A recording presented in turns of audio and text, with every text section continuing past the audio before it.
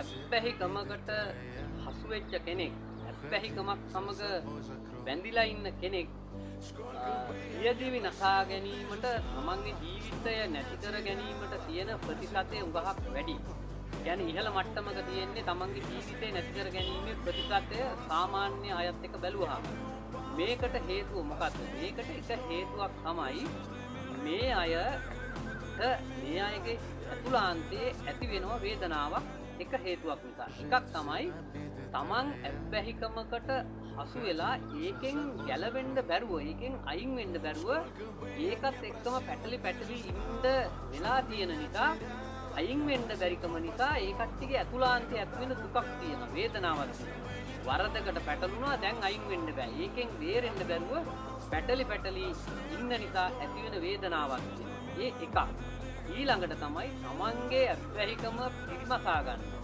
කරන වැරදි වැඩ නිසා, තමන් නිසා තමන්ගේ දෙමව්පියන්ට සිද්ධ වෙන හානි, තමන් විවාහක නම් දරුවන්ට සිද්ධ වෙන හානි, භාර්යාවට සිද්ධ වෙන හානි, තමන් නිසා අසල්වාසී මිනිස්සුන්ට වෙන හානි, ඔය වගේ විවිධාකාර දේවල් නිසා තමන්ගේ ඇබ්බැහිකම නිසා, තමන් විසින් අනුන්ට කරන වැරදි නිසා තමන්ට ඇතුළාන්තයේ වේදනාවක් ඇති වෙනවා.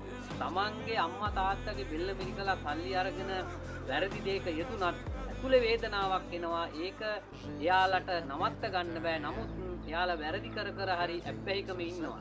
ඒ නිසා එයාලගේ ඇතුලේ ඇති වෙනවා යම් වේදනාවක්. එතකොට ඒ වේදනාවක් තියෙනවා. ඒ වගේම තමයි මේ සෑම දෙයක් නිසාම ඔවුන් සමාජයේ ප්‍රතික්ෂේප වෙනවා. සියලුම අයගේ ප්‍රතික්ෂේප වෙනවා.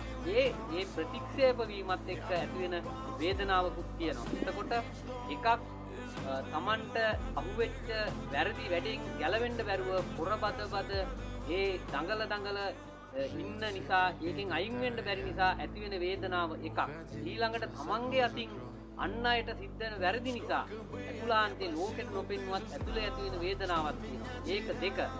ඊළඟ එක තමයි තමන් සමාජයේ ප්‍රතික්ෂේප වීම සහ තමන් ඉතාම දිනෙන් දින දුක්ඛිත ජීවිතයක් ගත කරමින් සියලු දෙනාගෙන් ප්‍රතික්ෂේපව තමන් ගත කරන ජීවිතය නිසා ඇති වෙන දුක. ඒ කියන්නේ සියලු දෙනා ප්‍රතික්ෂේප කිරීම නිසා ඇති වෙන දුක. මෙන්න මේ වගේ විවිධාකාර දුක් වේදනා ඇතුළාන්තේ ඒකරාශී වෙනවා. එහෙම ඉන්නකොට එයාලට ඇතුළාන්තයෙන් එනවා යම් සිතුවිල්ලක්, මම මැරුණොත් මේ ඔක්කොම ප්‍රශ්න ඉවරයි කියන සිතුවිල්ල එනවා. ඒක එක පාට එනවා, විවිධාකාර අවස්ථාවල තියෙනවා. අන්නේ සිතුවිල්ල ආවහම තමයි එයාලා ඒක යම් මොහොතක ක්‍රියාවට නංවන්නේ. ඒකට යම් කිසි අවස්ථාවකදී ඒක ක්‍රියාත්මක කරනවා. ඒ සියලු වේදනාවල් ඇතුළාන්තේ තියාගෙන ඉන්නකොට ඇති වෙන සිතුවිල්ලක් තමයි උඹ මැරුණොත් මේ ඔක්කොම ප්‍රශ්න ඉවරයි කියන සිතුවිල්ල ඇතුලෙන් එනවා. අන්නේ සිතුවිල්ලට පිළිතුරු දීමක් තමයි කරන්නේ තමන්ගේ ජීවිතේ නැති කරගන්නවා.